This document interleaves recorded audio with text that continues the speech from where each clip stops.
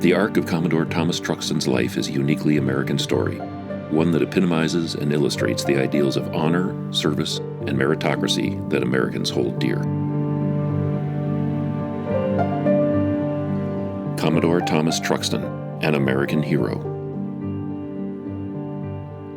Young Thomas was born February 17, 1755, on a desolate, wind-blown stretch of Long Island, New York, then still a British colony.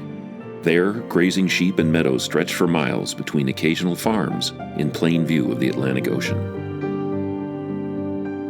His youth was complicated. His father, also named Thomas, was a well-to-do 50-year-old English barrister who had emigrated from Jamaica, West Indies, leaving behind a wife and 2 grown daughters. On Long Island, he had a common-law wife, Sarah Axtell, also from a prominent Jamaican family. About a year after young Thomas was born, Thomas Sr.'s first wife in Jamaica died, and he officially married young Thomas's mother. From records, it appears that this may have actually been his 3rd marriage. When young Tom was almost 7, he was sent off to a local preacher's boarding school on Long Island. His mother had died, and he needed to have basic educational skills. A few months later, his father married again. He drew up his will, sold his farm on Long Island, and bequeathed what remained of his estate to his son. He appointed a friend as executor and sailed away to Jamaica, West Indies, never to return. Thomas Sr. died just 4 years later, leaving young Tom an orphan at 10 years old. The appointed executor was a wealthy merchant and owner of a privateer shipping vessel. He looked after young Tom's affairs until he was 12, and then found him an apprenticeship aboard a merchant vessel named Pitt. Tom was instructed to travel to Manhattan and to find the ship, described as having 3 masts and being less than 100 feet long. It would be lying at anchor in the East River among hundreds of other ships. He did this alone at age 12. That act was the end of young Tom's childhood. He became a cabin boy on a ship bound for Bristol, England. His ship would travel back and forth, bringing spices and other treasures that were unloaded from trading vessels of the East India Company. This orphan boy was brilliant, astute, and quick to learn the ropes. Every captain that he was assigned to on every ship promoted him.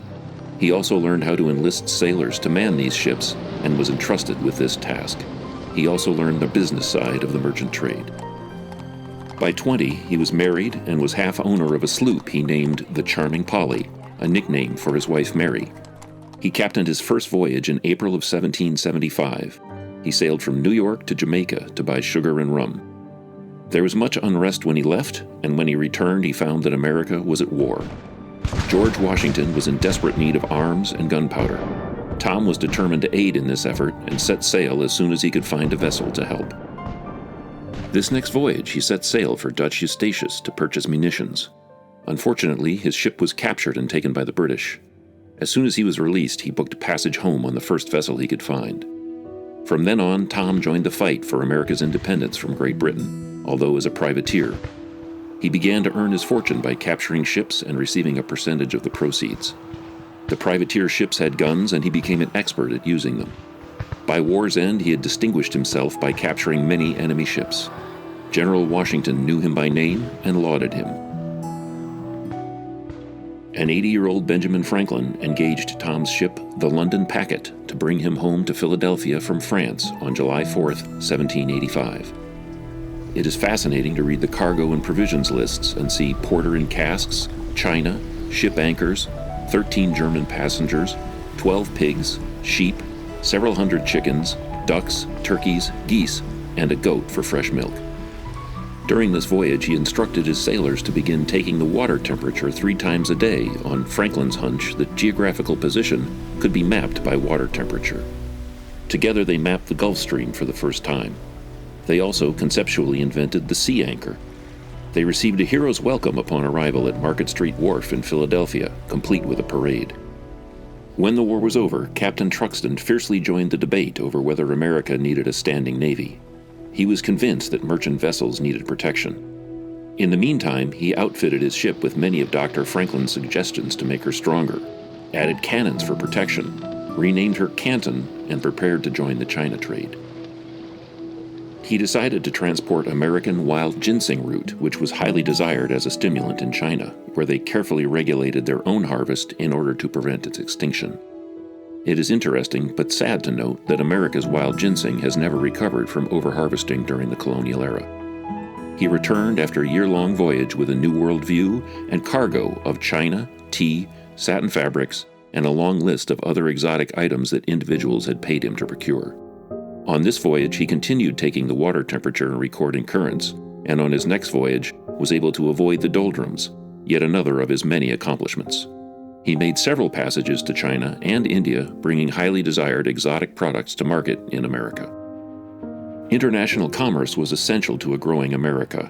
Piracy on the sea and the resulting insurance claims for loss of ships and cargo were important motivators to establish a standing navy. In 1794, George Washington appointed 6 captains who would command 6 ships to be built under their careful management. The ships were all designed by Joshua Humphreys, but built to their individual captains' specifications. Eugene Ferguson, in his book Truxtun of the Constellation, gives a fascinating account of the complex task of procuring the materials needed. This was the birth of the American Navy. Thomas Truxtun was number 6 on the list of captains. The 5 men ranked higher had all served commissions during the Revolutionary War. The issue of rank was a point of contention which led to his eventual resignation several years later. Also in 1794, he published an invaluable navigation book, Remarks, Instructions, and Examples Relating to the Latitude and Longitude. In this book, he detailed optimal navigation routes and his map of the Gulf Stream. Never before had someone documented this valuable information and made it freely available to navigators of the seas. In February of 1799, Thomas Truxtun, captain of the 40-gun frigate Constellation, captured L'Insurgente, a French Navy ship near the island of Nevis during the Quasi-War with France. This incredible feat solidified Truxtun's fame. He later received a gold medal from Congress to commemorate this feat. He was also offered membership to the elite Society of the Cincinnati, along with George Washington, Aaron Burr, Alexander Hamilton, the Marquis de Lafayette, Rochambeau, and others who were commissioned officers in the Continental Army or Navy, or French officers who fought in the Revolutionary War. Truxtun also wrote Instructions, Signals, and Explanations in 1797. His original book is the property of the United States Navy. The flags and signals outlined in this book are still in use today. It is interesting to note that the U.S. Navy has had 6 ships named Truxtun. The current USS Truxtun is an Arleigh Burke destroyer, DDG-103. It carries the Lockheed Martin Aegis system. Following retirement, Truxtun lived for 10 years in Cranberry, New Jersey with his family. His wife Mary was unhappy there, and so they moved to Moorestown and resided there from 1812 to 1816. He called his farm on the King's Highway, now the Marne Highway, Woodlawn. These years coincided with the War of 1812. His letters written from Woodlawn during those years reveal the depth of his opposition to the war. Commodore Truxtun was a prolific letter writer, and much of his life has been pieced together from his own words contained in these letters. From Woodlawn, he mailed letters to important political figures of the day. Research about his life is ongoing. 10 letters were recently found in Pennsylvania archives by Matthew Skick, curator of the Museum of the American Revolution, and were addressed from Woodlawn. There is much more to learn from yet undiscovered treasures. Just last month, a letter written by him appeared on eBay. It had been in someone's private collection. It is our hope that Truxtun's former home at 730 Marne Highway, built circa 1760, be preserved as a dedication to his life and contributions to our country. Currently, the Commodore Truxtun home is owned by Virtua. They wish to sell the house and land for the price that they paid, about $2 million. When they acquired the property, their intention was to tear it down and build a cancer center on the land. Luckily, the cancer center was built elsewhere and the home still stands.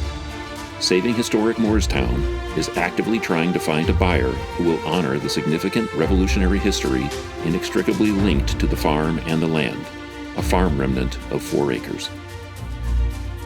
Commodore Truxtun is a largely forgotten American superstar whose life and legacy are worthy of a James Cameron epic silver screen drama. His accomplishments were tremendous, especially considering he was a self-taught scholar. He had distinguished himself as an American hero by the time he moved into the charming Moorestown farmhouse. Imagine having this level of celebrity in Moorestown. His wife chose Woodlawn to live with their 8 children. He and his wife Mary had 12 children in total. 2 died in childhood, and 2 were grown and married when they moved to Moorestown. In 1816, the Commodore ran for sheriff of Philadelphia. He won, and the family moved to Philadelphia. He was sheriff for 4 years and then died. He is buried in Christ Church Cemetery. Saving Historic Moorestown and the Historical Society of Moorestown are committed to finding a path to preserve the home of Commodore Truxtun, one of America's first and greatest heroes. We desire to work with all concerned stakeholders to find a solution that benefits all parties. Commodore Truxtun's story deserves to be preserved, interpreted, and revived so that future generations can benefit from the knowledge. What better place is there to interpret his accomplishments than from his former Revolutionary-era home at 730 Marne Highway in Moorestown, New Jersey?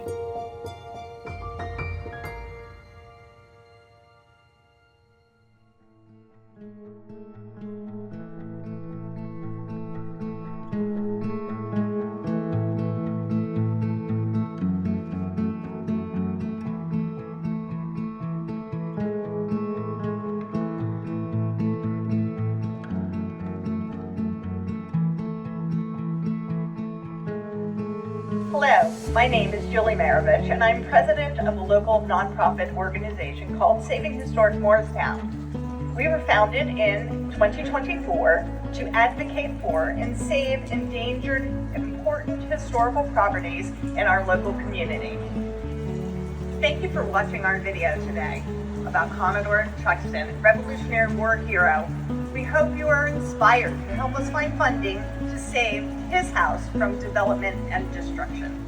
Please look at our website, savinghistoricmoorestown.org, for more information on how to contact me and to contribute to our endeavor.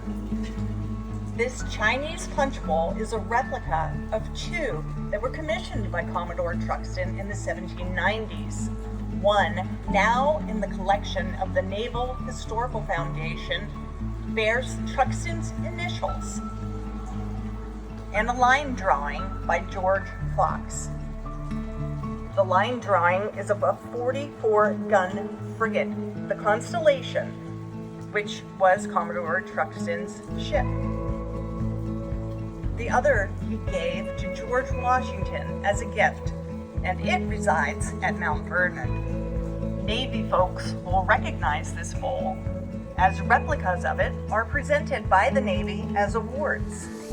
If I spin it around on this side, you can see Thomas Truxtun's initials, and on the bottom, a description of the awards that are given. This house, with a farm remnant of 4 acres, was once a bustling farm of 200 acres. We are thrilled to still have this structure standing and want to honor its history by preserving and rehabilitating it to its former glory. This house has been standing since the American Revolution, and there are far too few examples for future generations to enjoy and learn from. We are striving to raise awareness of this vernacular farmhouse in Moorestown, New Jersey, that was lived in by Commodore Thomas Truxtun from 1812 to 1816.